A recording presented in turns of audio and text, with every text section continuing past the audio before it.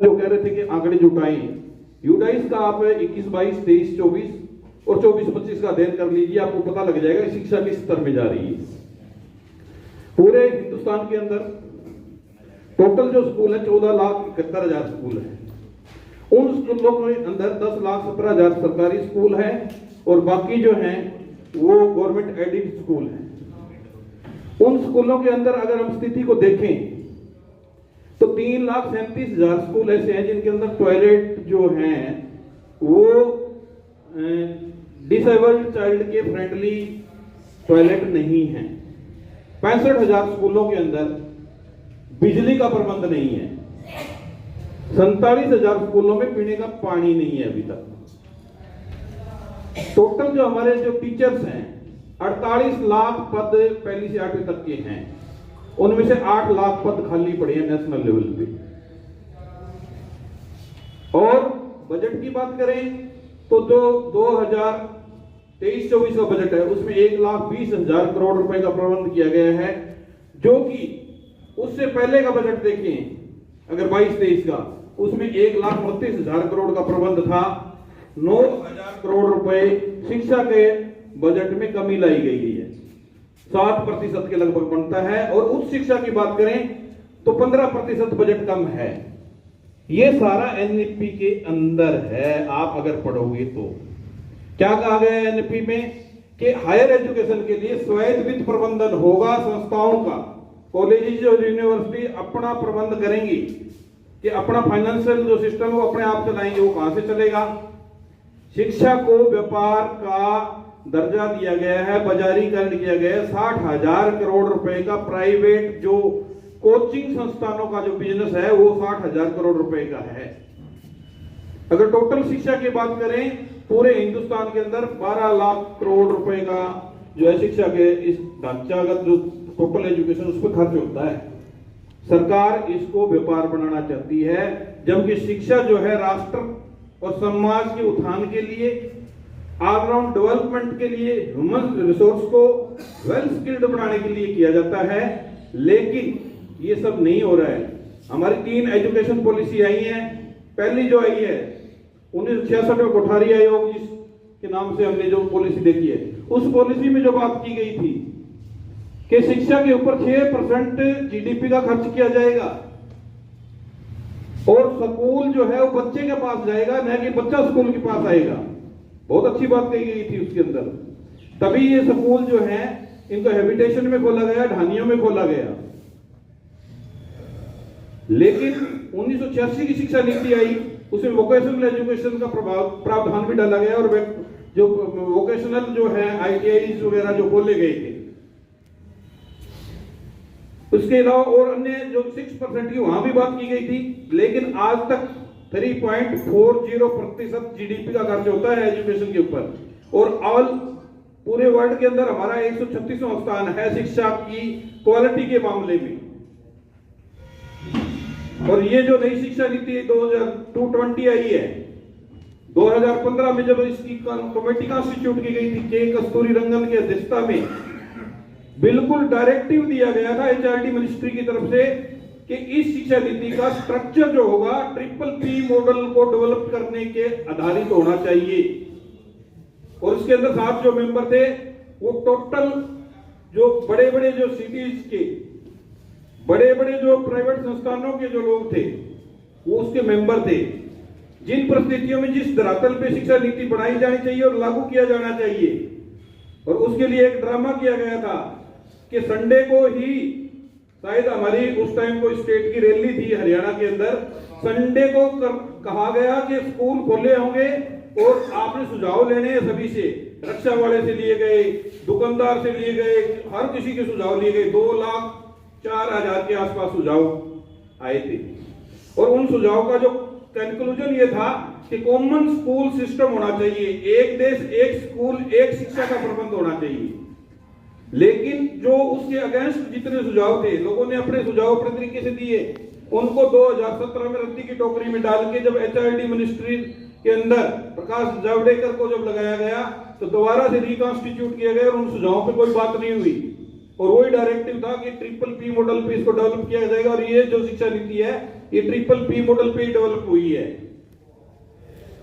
जबकि हम क्या चाहते हैं, हमारा अल्टरनेटिव क्या है, ये हमने ये बहुत बात कर ली, इस शिक्षा नीति को नहीं पढ़ रहे तो वो अलग बात है। सेंटा इसके अंदर जिक्र किया गया है, जो मैडम कह रहे थे ना हमारे इंक्रीमेंट पे बात आएगी। Centre for teacher accreditation test, वो कोई बदली करने के लिए टेस्ट नहीं है, वो इसी बात के लिए है कि आपके अंदर पोटेंशियल जो आउटपुट है वो कितना है, उस टेस्ट के माध्यम से आपको तय किया जाएगा कि आपको अपग्रेडेशन दिया जाए या ना दिया जाए। फोर्सफुली रिटायरमेंट की जो बात हो रही है, बहुत से लोग टीचर वगैरह टीचरों पे लागू नहीं होती है, तो जो बेकार के जो अधिकारी जो काम नहीं करते उन पे ये सेंटा आपके लिए सबसे ज्यादा जरूरी है। एक भी टीचर 50 साल से ऊपर नौकरी नहीं करेगा, ये गारंटी है जो रेगुलर टीचर बैठे हैं।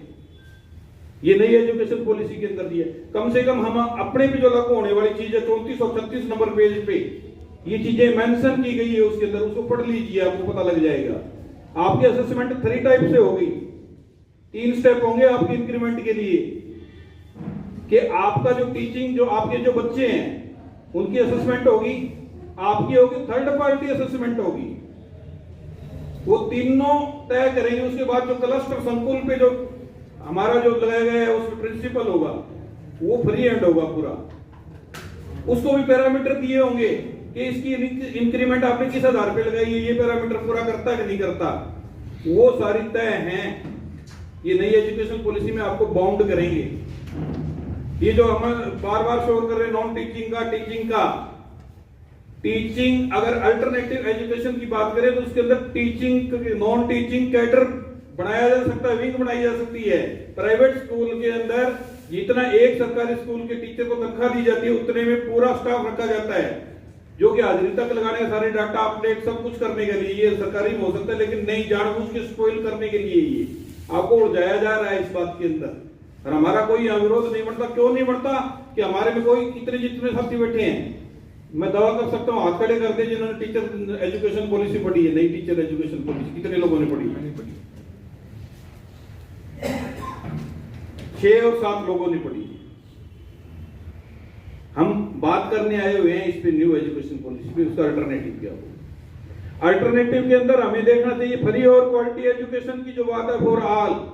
किसी भी देश का आधारभूत ढांचा होता है, हमारा अल्टरनेटिव ये कहता है कि जो सेल्फ फाइनेंस की बात की गई है वो नहीं होनी चाहिए। यहाँ पर डॉक्टर इंजीनियर भी मुफ्त शिक्षा के अंदर के प्रावधान होना चाहिए कि एक डॉक्टर बनने के लिए 1 करोड़ की जो फीस तय की गई है एमडी तक की, वो नहीं होनी चाहिए। अगर 1 करोड़ की फीस होगी तो वो क्वालिटी नहीं आएगी उसके अंदर जो आनी चाहिए। जो क्वालिटी एजुकेशन बात कर रहे हैं वहां फ्री होनी चाहिए। ये सरकार की रिस्पॉन्सिबिलिटी बनती है, बाजारीकरण नहीं करना चाहिए। एक आईआईटी के इंजीनियर बनने के लिए 25 से 30 लाख की जो फीस तय की गई है वो नहीं होनी चाहिए। हम मुफ्त एजुकेशन की बात कर रहे हैं। जो बात कर रहे हो आपके प्ले स्कूल की जो बात है, प्ले स्कूल होने चाहिए, हम अच्छी बात मानते हैं, लेकिन प्ले स्कूल की क्वालिटी क्या होनी चाहिए? चाइल्ड साइकोलॉजी ट्रेंड टीचर होना चाहिए। ये कह रहे हैं कि एक जो है इसको पढ़ाने के लिए आंगनवाड़ी वर्कर होगा, या क्या होगा, साथ में वॉलंटियर शब्द लिखा गया है इस एजुकेशन पॉलिसी में। और वॉलंटियर के अंदर कोई तय नहीं है उसकी एजुकेशन कि वो जो अर्ली चाइल्ड एजुकेशन है, जिसको फाउंडेशनल स्टेज बोलते हैं, उसके ऊपर बच्चे को समझने और सिखाने के लिए चाइल्ड साइकोलॉजी का कितना ज्ञान हो, कैसी ट्रेनिंग हो, वो कोई जिक्र नहीं है। वॉलंटियर कौन होगा? कोई भी आके मोहल्ले में बोल दे बिहार वाला वॉलंटियर होगा। बिहार के अंदर गली के अंदर मोहल्ला जो टीचर हैं वो स्थापित किए गए। कोई भी अपने कमरे के अंदर लेके अपनी एक जगह 10 बाई 10 का कमरा हो, 8-10 पढ़ा हो, वो पढ़ा सकता है, उसको दिया गया है, वो प्ले स्कूल है, उसको मान लिया गया है। ऐसी एजुकेशन होगी। बिहार, मध्य प्रदेश और गुजरात डेडिकेटर है एजुकेशन का, डेडिकेटर, और हरियाणा भी उसमें बनने जा रहा है, आपका राजस्थान भी बनेगा। एनजीओ प्रथम जो है, एनजीओकरण किया गया इस एजुकेशन पॉलिसी में, ये हिस्सा एनजीओकरण करने का। उसके अंदर जो संपर्क फाउंडेशन है, चाहे बुनियाद है, इससे भी बड़ा एनजीओ प्रथम है, जो यूपी के अंदर और मध्य प्रदेश के अंदर 54,000 स्कूल चलाता है। धीरू भाई जो राजेंद्र पीरामल ग्रुप है उसका है वो एनजीओ, पूरा इन्वेस्टमेंट उनके पास है। हायर एजुकेशन का जो इस पॉलिसी में दिया गया है, आप कह रहे हैं ना ऑनलाइन कामों में उलझाया जा रहा है, ये सेंट्रलाइजेशन है, डिजिटलाइजेशन ऑफ एजुकेशन। ये सेंट्रलाइजेशन ऑफ एजुकेशन क्या करना चाहते हैं? उसमें दिया हुआ है कि 40% आपकी एजुकेशन है वो ऑनलाइन मैंडेटरी होगी। और 60% ऑफलाइन होगी। 40% का मतलब है 40% मैन पावर भी बाहर होगी उससे। इन्होंने सुदूर पूर्व स्कूल जो रिमोट सेंसिंग एरिया में कहा है कि विदाउट टीचर स्कूल चलेंगे, आपने पढ़ा होगा कहीं। वो रिमोट सेंसिंग एरिया में विदाउट टीचर स्कूल वही होंगे स्मार्ट बोर्ड वाले। और बाईजू जैसी जो बड़ी बड़ी कंपनी है चाइनीज, उनको ठेका दिया जाएगा, एआई का इस्तेमाल किया जाएगा, इंस्टॉल करके वो अपने आप एक चलाने वाला होगा बटन, जो बुनियाद में चल रहा है वो बुनियाद वाली प्रैक्टिकल रेगुलर लागू होगी स्कूलों के अंदर। और उसका ह्रास ये होगा कि ना तो कहीं रोजगार होगा, और स्कूली जो शिक्षा इतनी महंगी होगी कि आम लोगों के पास उसके पास कोई कुछ रहेगा ही नहीं। आरटीई को मारा जा रहा, आरटीई का इसमें जिक्र किया गया है सर। आरटीई का कोई जो फाउंडेशन है उनमें अमेंडमेंट किया जाएगा कि आरटीई ये कहती है कि 6 से 14 साल का जो बच्चा है उसको मुफ्त और अनिवार्य शिक्षा दी जानी चाहिए। लेकिन ये अमेंडमेंट होके जो मॉडल संस्कृति स्कूल है, पीएमसी एरिया जिनमें फीस लगाने की बात है, वो लागू आरटीई रोक रही है, उसको रोकेंगे, उसको संकुचित किया जाएगा। स्कूल मर्जीकरण है, वो आरटीई रोक रही है कि बच्चा चाहे 1 है चाहे 2 है, बच्चे की संख्या से मतलब नहीं है, स्कूल की दूरी और बच्चे की पहुंच का सवाल करती है आरटीई, उसको समाप्त किया जाएगा। तो ये जो अल्टरनेटिव एजुकेशन के लिए हमारे पास कुछ प्रावधान जो दिए गए हैं वो मैं आपके सामने प्रस्तुत कर रहा हूं कि स्कूल जो है कॉमन स्कूल सिस्टम होना चाहिए। कि जो बोरेवाड़ा स्कूल है और जो दिल्ली के बड़े बड़े जो 14-14 लाख स्कूल के जैसे बोर्ड स्कूल है, अजमेर का मोया स्कूल है, उसमें जो बच्चा पढ़ रहा है वही तो वही एग्जाम आईआईटी का दे रहा है। और एक जो राजस्थान की ढाणी के स्कूल जो पढ़ रहा है बच्चा, वो भी वही पेपर दे रहा है। तो फिर एक जैसी इन्वायरमेंट नहीं है एजुकेशन का, एक जैसा टीचर नहीं है, एक जैसी शिक्षा का सिस्टम नहीं है, वो कहां पे उसके साथ प्रतिस्पर्धा कर पाएगा, वो बच्चे कैसे पिछड़ गए। इसका मतलब सिलेक्टिव लोगों के लिए हायर क्वालिटी एजुकेशन रहेगी और वो ही उसमें कंप्लीट सिस्टम को हैक करेंगे।